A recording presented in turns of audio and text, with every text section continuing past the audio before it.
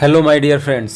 आज हम एक बुक का समरी देखेंगे जिसमें हम सीखेंगे और जानेंगे कि क्या आज के स्कूल हमारे स्कूली बच्चों को क्या उस तरह से तैयार कर पा रहे हैं जिससे कि वो आजकल जो हमारा प्रैक्टिकल जीवन है उसमें पैसे कैसे कमा सकते हैं, इस चीज़ को वो सीख पाएँ।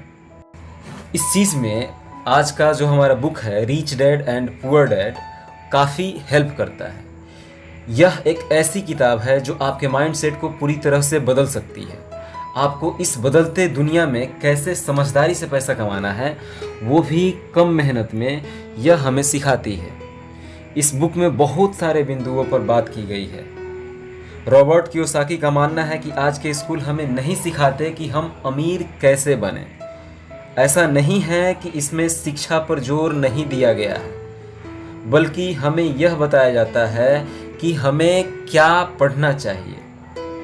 रॉबर्ट कियोसाकी के अनुसार पुअर डैड को यह कहने की आदत होती है कि मैं इसे नहीं खरीद सकता, जबकि रिच डैड को इन शब्दों के इस्तेमाल से चिढ़ होती है। वे जोर देकर कहते हैं कि मुझे इसके बजाय यह कहना चाहिए कि मैं इसे कैसे खरीद सकता हूँ। पहला वाक्य नकारात्मक है जबकि दूसरा वाक्य प्रश्नवाचक। एक में बात खत्म हो जाती है जबकि दूसरे में आप सोचने के लिए मजबूर हो जाते हैं।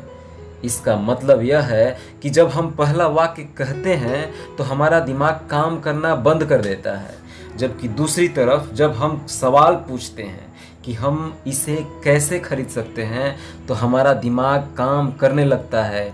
इसका यह मतलब नहीं है कि आपका जिस चीज़ पर दिल आ जाए उसे खरीद ही ले, बल्कि वे अपने दिमाग को लगभग दीवानगी की उस हद तक कसरत करवाना चाहते थे क्योंकि उनके ख्याल से दिमाग दुनिया का सबसे ताकतवर कंप्यूटर है। उनका मानना था कि दिमाग हर रोज़ तेज होता जाता है क्योंकि मैं इसकी कसरत करता रहता हूँ। यह जितना तेज होता जाता है मैं इसकी मदद से उतना ही ज़्यादा पैसा कमा सकता हूँ। उनका मानना था कि मैं इसे नहीं खरीद सकता कहना दिमागी आलस की पहचान है। आइए फ्रेंड्स, हम देखते हैं कि जो पुअर माइंडसेट है और जो रिच माइंडसेट है ये कैसे काम करता है। जैसे एग्जाम्पल के लिए समझते हैं, पुअर डैड की आदत थी, वे कहते थे कि मेहनत से पढ़ो ताकि तुम्हें किसी अच्छी कंपनी में नौकरी मिल जाए, जबकि रिच डैड की यह सीख थी कि मेहनत से पढ़ो ताकि तुम्हें किसी अच्छी कंपनी को खरीदने का मौका मिल जाए। पुअर डैड कहते थे मैं इसलिए अमीर नहीं हूं क्योंकि मुझे बाल बच्चों को पालना पड़ता है, जबकि रिच डैड कहते थे मुझे इसलिए अमीर बनना है ताकि मैं अपने बाल बच्चों को अच्छे से पाल सकूं। एक डैड डिनर सेट पर बात करने से मना करते थे, यानी रिच डैड को डिनर की सेट पर पैसे और बिजनेस के बारे में बात करने के लिए हमेशा प्रोत्साहित करते हुए देखा गया, जबकि पुअर डैड को भोजन करते समय बात न करने की सलाह देते हुए देखा गया।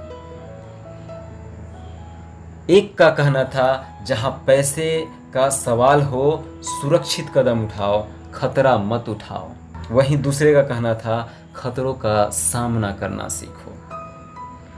एक का मानना था हमारा घर ही हमारा सबसे बड़ा निवेश और हमारी सबसे बड़ी संपत्ति है, वहीं दूसरे का मानना था मेरा घर मेरा दायित्व है और अगर आपका घर आपकी नज़र में आपका सबसे बड़ा निवेश है तो आप गलत हैं। दोनों ही डैडी अपने बिल को समय से चुकाते थे, परंतु उनमें से एक सबसे पहले अपने बिल चुकाता था जबकि दूसरा सबसे आखिर में। ये एक माइंडसेट का गेम है दोस्तों। आप देखो कि अमीर डैड की सोच क्या है और जो पुअर डैड हैं उनकी सोच क्या है। तो हम इस बुक से ये सारी चीज़ें सीख सकते हैं। अगर आपको इसे डीपली में समझना है तो ये अध्याय 1 है जिसमें हम बहुत सारी चीज़ें सीख सकते हैं।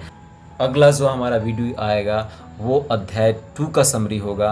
आप इस बुक को मेरे नीचे दिए गए इस लिंक से भी खरीद सकते हैं। तब तक के लिए नमस्कार।